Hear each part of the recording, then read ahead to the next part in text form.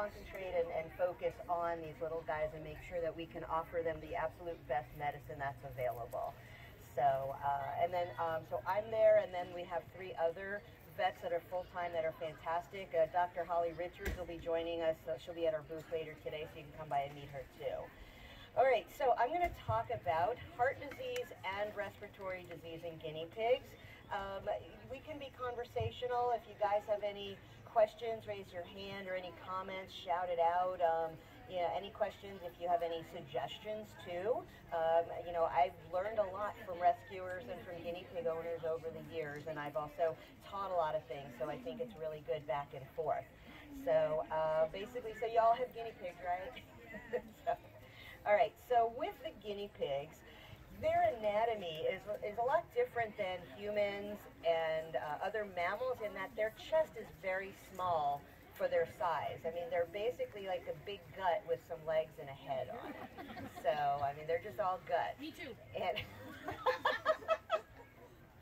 so very small chest, big belly, big gut. They have a heart pretty similar to other mammals, 4 chambers, and lungs just like other mammals. They are similar to rabbits and chinchillas in that they're obligate nose breathers. They have to breathe through their nose. You know, you see dogs, they're panting, and, you know, obviously humans, we can be mouth breathers too. But for guinea pigs, they have to breathe through their mouth, through their nose. And so if there's a nasal problem, that can be very, very scary and very dangerous. So with respiratory disease and heart disease, I want to go over the clinical signs. What are the signs that we're going to see that there's respiratory disease or heart disease? So I'm going to name some signs, and if you have some others, you can let me know. And you're going to tell me if you think it's respiratory disease or heart disease. Sneezing. Respiratory. Okay. Nasal discharge. Respiratory. Coughing. Heart. It also can be from respiratory disease. So, hooting. Heart. Everybody knows what hooting is? Yeah. Okay. Guinea pigs are extremely cute, and when they cough, their cough oftentimes sounds like like a little hoot. So if somebody says, oh, my guinea pig is making a hooting noise, there's something going on in the chest, whether it's a respiratory disease in the chest or heart disease. So it is a little bit more likely that it's going to be heart disease, but it still can be respiratory. Okay, decreased appetite. Decreased? Decrease in appetite. Both. Exactly. And weight loss? Both. Dull coat. Dull coat, like their coat is just kind of dull, not shiny. They're not maybe taking care of themselves. They're kind of dirty and not grooming. Both, exactly. Breathing faster or breathing harder? That's both. Mm-hmm. Yep, notice, so most of these are both. You know, the poor gum color, like their gums are supposed to be nice and pink like ours, so if the gum color is kind of grayish or pale, bluish, then what could that be? Heart. More likely heart, but it also can be severe lower airway disease too, okay, that they're just having a lot of trouble oxygenating.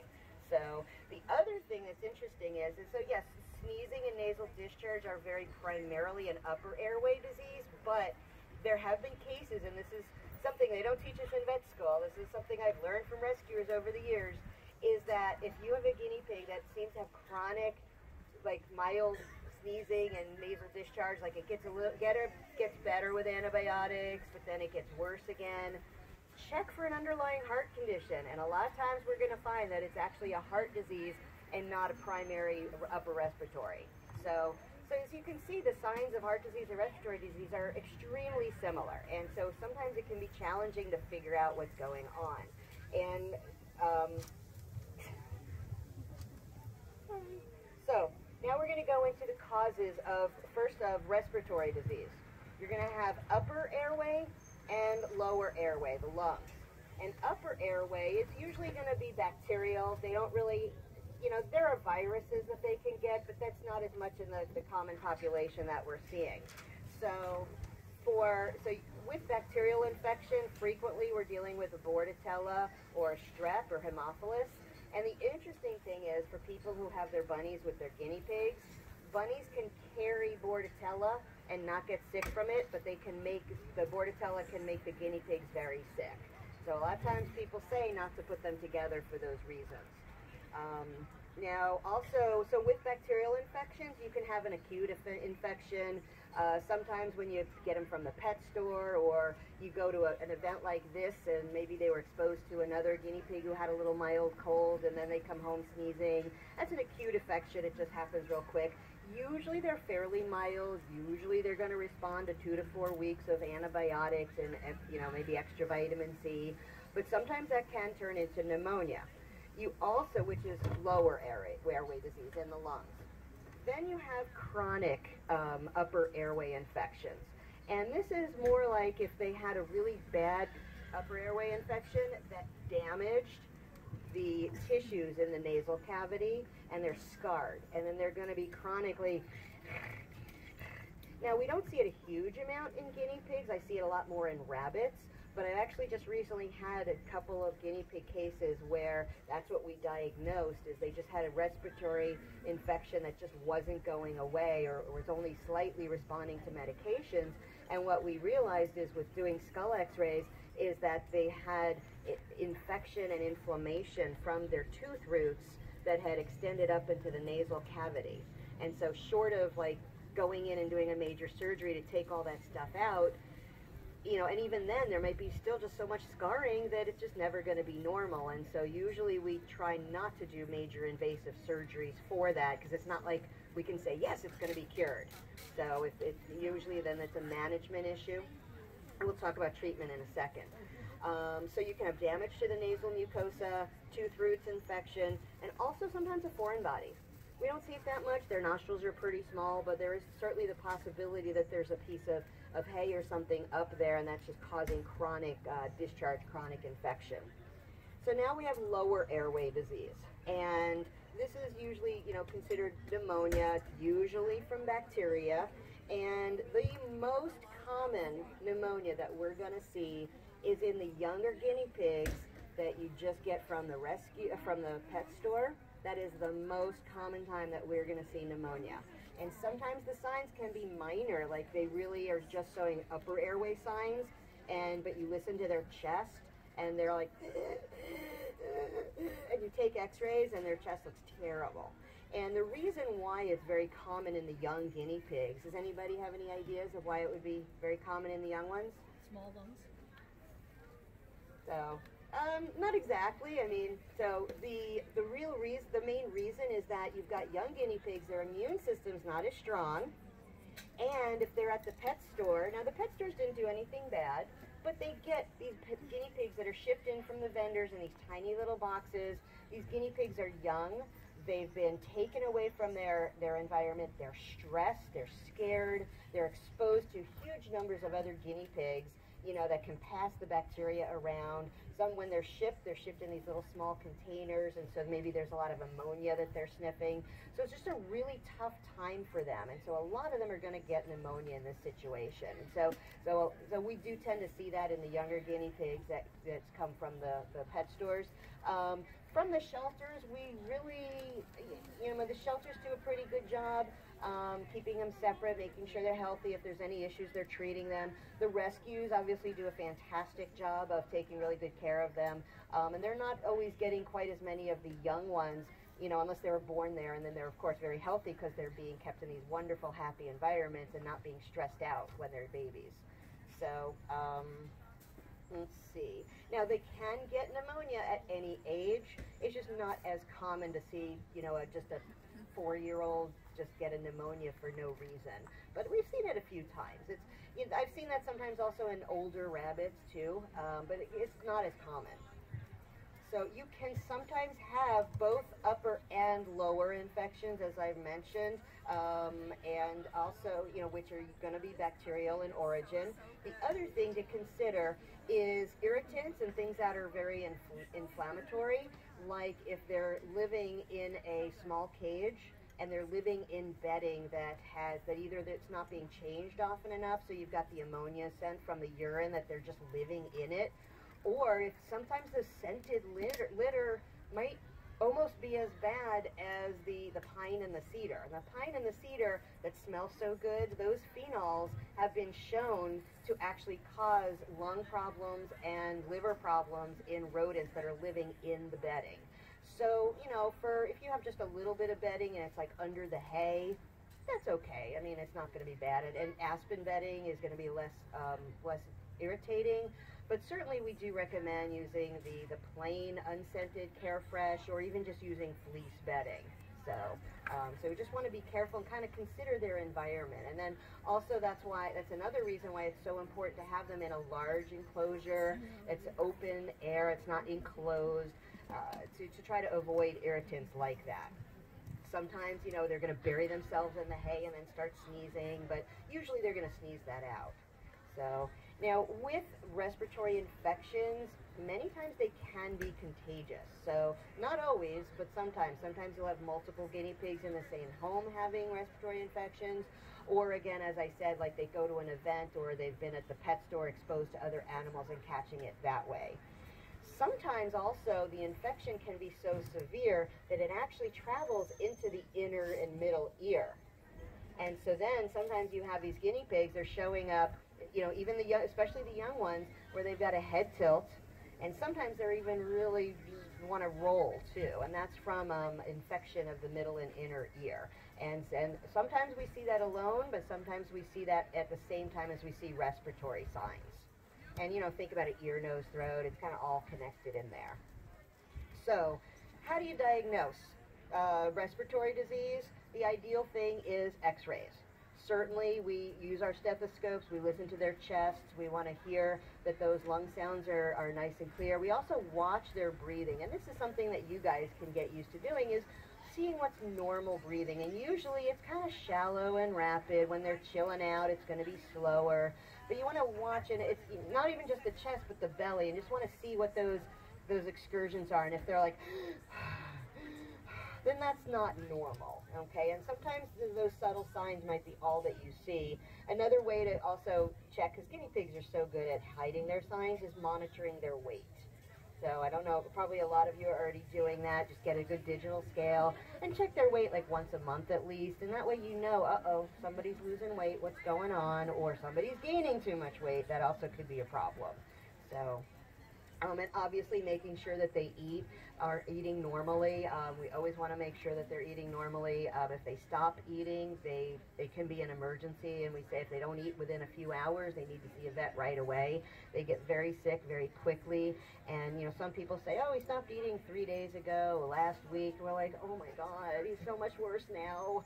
Just that their gut just gets so sick, and their liver gets sick when they're not eating for several days. So if they stop eating, syringe feed them and get them into an experienced exotic vet as soon as possible. And some vets will be like, oh, we have an appointment next week, but you got to let them know, no, my guinea pig stopped eating, needs to be seen right away. It's an emergency, okay? Sometimes we're getting them in and it's something easy to fix and we can help them out. Maybe it's dental issues.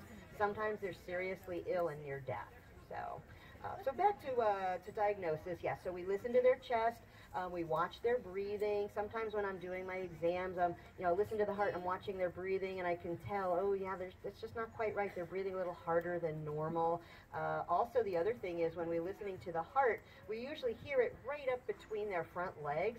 But sometimes I hear a heart further down in the chest, and I was like, that sounds like that heart's pretty big, because I shouldn't be hearing it down here, you know, and all the way down. So then I get concerned, okay, we really should do some x-rays to see if we have an enlarged heart. But also, you know, seeing how their lungs are and how their chest is working. It can be challenging sometimes to tell the difference on x-rays from heart disease and respiratory disease, because when you have heart disease, which we'll talk about more in a second, you have fluid that can build up in the chest and it can look like pneumonia. So sometimes we'll even start treatment for both, recheck x-rays after a few days or a week, and then as the fluid and crud gets out of the lungs, then we go, oh, okay, the heart looks fine, or oh yeah, the heart's enlarged, because sometimes you can't see the heart because of all the crap in the lungs, excuse my French.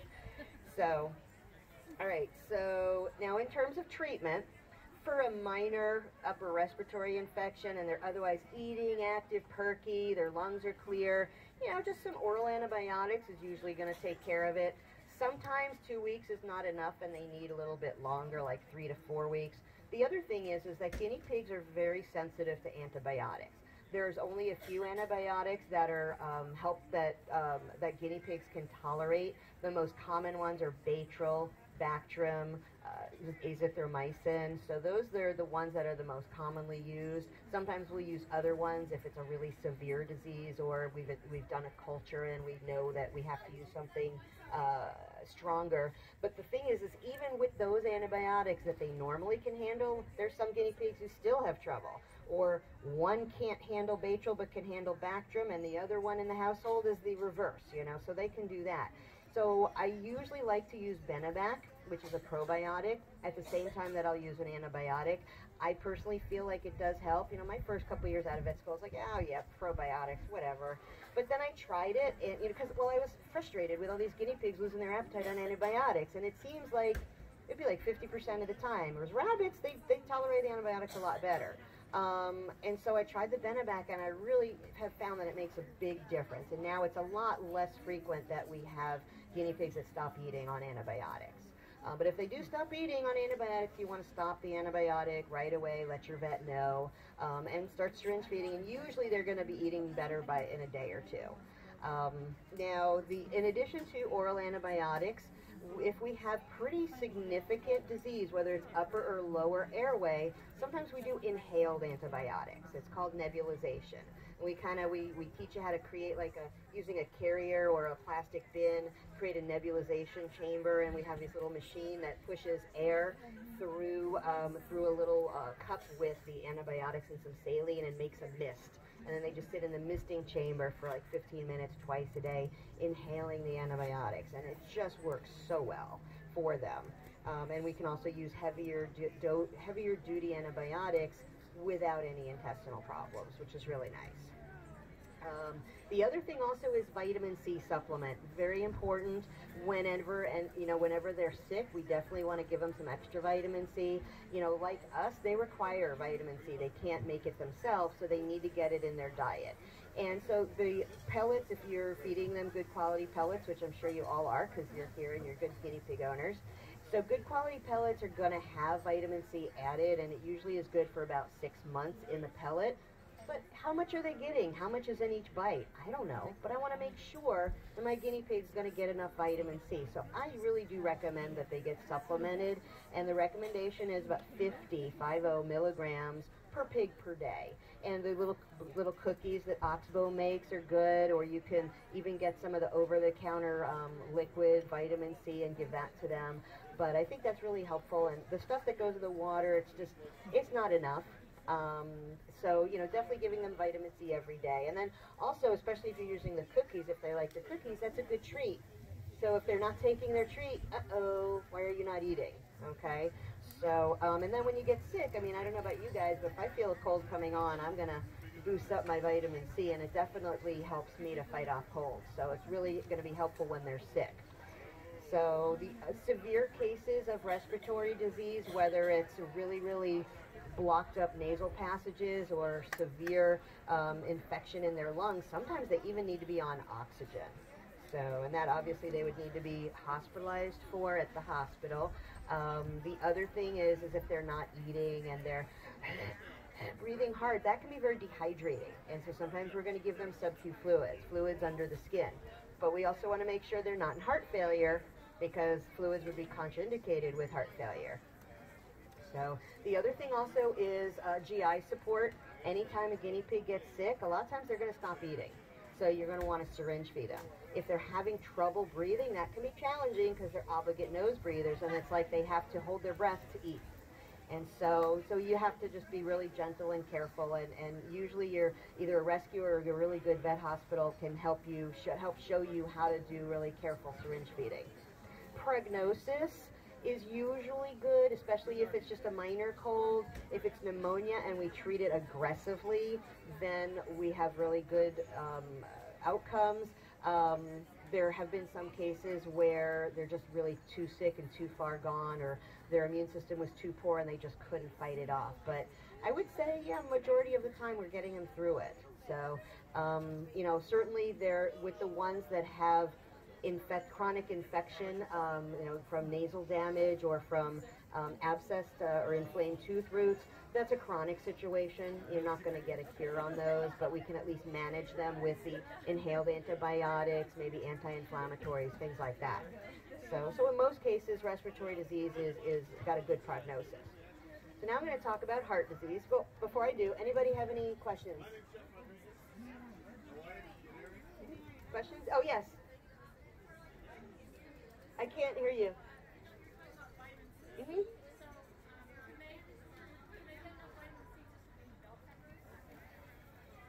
It's really challenging. I mean, I think I looked it up a long time ago. Like if you used orange slices, it would be like a large chunk of orange that they'd have to eat every day. So, I mean, bell peppers are good. You're getting some vitamin C in, but I think it's still really helpful for them to get vitamin C. And, you know, a couple years ago, I started taking vitamin C every day, and I've noticed a difference in my health, you know, and you want a good quality product too, you know, you know, it's really helpful for them. You know, some people have said, oh, well, you don't want to overdose them, you know, but they're going to pee out the excess, and it's really, really hard to overdose on vitamin C. So, anybody else? Okay, so heart disease. So causes of heart disease. Certainly, I think the most common cause is old age. You know, your parts wear out. Sometimes it can just be from poor health. If they had a really tough start in life and they were kept in poor conditions, they were unhealthy. If they didn't have enough vitamin C, they're fed really bad pellets or no bell peppers, no vitamin C supplement, then actually they can develop heart disease from that. There's also bacterial infections can set up shop in the heart muscle and cause problems, but a large part of it is genetics. And so some guinea pigs are just going to inherit the need for, or not the need, they're going to inherit the heart disease where their heart is just not going to last as long and it's going to have some problems early on. Now, we've seen guinea pigs having heart disease even as young as 2 years of age, surprisingly. But most commonly, we're going to see it closer to between 4 and 6 years of age. So we always are concerned about that, so especially if we see any signs. Now, there's a couple of different types of heart disease. There's a type where the heart muscle gets stretched out and dilated, and then as it gets worse and worse, the heart just can't contract very well because the muscle is so weak. That's called dilated cardiomyopathy. Cardiomyopathy basically means like diseased heart muscle. There's hypertrophic cardiomyopathy, which is where the muscles get very, very thick. The heart chambers get very thickened, and it just doesn't have the elasticity that it needs. And so that can also happen. It's maybe not as common. The first one, the dilated, is a lot easier to see on x-rays because your heart's going to be bigger. And the hypertrophic, because it's thickened, it may look a normal size on x-rays, and you would need an actual ultrasound to know for sure. We don't see it as much in guinea pigs, probably because it's just harder to find with just basic x-rays. There's also valvular disease, where they have the valves between the chambers of the heart, and it's most common the mitral valve that's going to be the issue, where the valves are just not closing properly, and so the blood is going to leak back from one chamber into the other, and oftentimes you'll hear a heart murmur, and that's just like a leaky valve. And so with guinea pigs, a heart murmur is 99% of the time abnormal. With chinchillas, they can actually have heart murmurs and it not be a sign of disease. But with guinea pigs, it's just about always a sign that there's something going on with the heart. Now, of course, you know, when you're listening to guinea pig hearts, their heart rate and their respiratory rate are very similar. And if you are not sure what you're listening to, you might think it's the breathing, and then it's like shh, shh, shh, shh. And if that's the heart, that would be a major murmur, but it's not, it's the lungs. So you have to be very careful. You know, us as vets that are seeing guinea pigs, we're very careful to differentiate, okay, this is the breathing and this is the heartbeat, so that we make sure that we don't hear a murmur. So let's see, so those are the most frequent ones. What can happen is as the heart gets weaker and weaker over time, and which in some of these guinea pigs can actually be a very long time. They can be diagnosed with heart disease early in life and live for a few years with heart disease on heart medications. So Sometimes we do see them coming in where either it wasn't recognized earlier, it's just so severe, so suddenly that we can't save them. But in many of the cases, we're able to identify it early enough where we can extend their life. When it gets to a point where the heart just can't pump the blood through properly, then you're going to get fluid backing up. And so you're going to get fluid that backs up into the lungs, which it's almost like if you took a sponge and it had water in it, you know, that's called pulmonary edema. There's another kind of fluid that can build up in the lungs, which is called pleural effusion. That's between the lungs and the body wall. And so also they can even get fluid built up in the sac around the heart called pericardial effusion. And sometimes in other animals, like in humans and dogs, occasionally that fluid can be so much that it puts pressure on the heart and the heart can't pump well. In guinea pigs, we've seen that in some cases, but we don't see as much that it causes that increased pressure. It's just that their pericardial sac seems to just get dilate and stretch out to accommodate all that fluid. So the other thing that can happen, so that's all with the left-sided heart failure. If you have right-sided heart failure, that can back up into your body instead of your lungs, and that's going to cause maybe the liver to be enlarged and congested. It can also cause fluid to build up in the belly. So, so usually when we say congestive heart failure, that's when we have fluid backing up and building up in the lungs and in the belly. Before that, it's more just heart disease as opposed to heart failure. Now, heart failure doesn't mean they're done, game over. In most cases, we can still manage that with additional medications, which I'll go over in a second, but certainly in some cases, especially if it's very acute and very severe, then it can't be managed. So in terms of diagnosing if we have heart disease, as I mentioned, listening to the heart, listening for a murmur, an irregular rhythm. You know, normally it's a lub-dub, lub-dub. If you start to hear an irregular rhythm, that's not good. It's pretty rare in guinea pigs. I haven't heard a lot of arrhythmias, but certainly if that happens, that's significant. Sometimes it's just the heart's pounding, you know, and people say to me, oh, well, you know, he's stressed here. But every guinea pig I look at is stressed. So I'm kind of comparing what their heart is sounding like at the vet. And if every guinea pig is like a little pounding, but yours is very pounding, I'm concerned because it sounds louder than normal. Yes, it still could be stress, but sometimes it just makes me wonder, you know, uh-oh, is there something going on? And so as I mentioned, x-rays are usually our first step to trying to diagnose this. If we see an enlarged heart, then we get very concerned. Okay, we have heart disease. Sometimes if we have a really chubby guinea pig, there actually can just be fat around the heart. And so, so it depends. And sometimes the enlargement is kind of borderline. We're like, it looks a little enlarged, but not enough where I could diagnose heart disease right away. And so sometimes we monitor, or then the next step would be an ultrasound of the heart. Now, of course, ultrasound is more expensive. I think x-rays can, depending on the hospital, run about $150 to $250. Ultrasound of the heart usually runs about $350 to $450. Okay. The nice thing is they don't have to be sedated. They just, you know, they have their chest shaved and they just lay down and well, sometimes they may need a little touch of something. It depends on how wiggly they get. So, and then we, you know, put the probe on their chest to see. And what's nice about the ultrasound is it looks at the heart muscle. Is it too thick? Is it too thin? It looks at the valves. Are they functioning normally? The aorta, the pulmonic, you know, all of the major vessels. Is the heart contracting well? So it's a really, really in-depth picture of how the heart is functioning.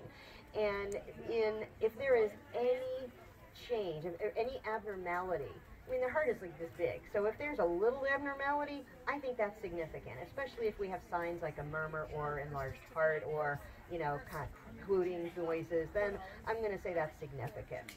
Now, in terms of treatment, so there are some wonderful treatments out there. And basically, when I started practicing like 19 years ago, there was nothing written in the books about what heart meds to give pigs. In fact, sometimes we're only just now starting to get things in the actual literature that say, yes, guinea pigs do have heart disease. I mean, guinea pig vets know, because we've been seeing it, but it's really just not even in the literature much yet.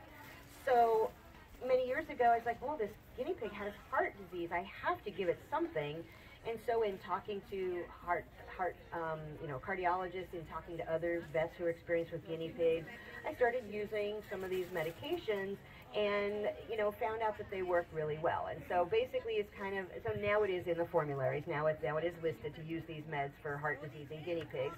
And so one of the first medications we use is benazepril, also enalapril is the sister drug. And what that does is it dilates the vessels in the body, so it kind of allows the blood to come out of the heart easier. The heart doesn't have to work as hard to pump the blood out. Okay, kind of opens things up.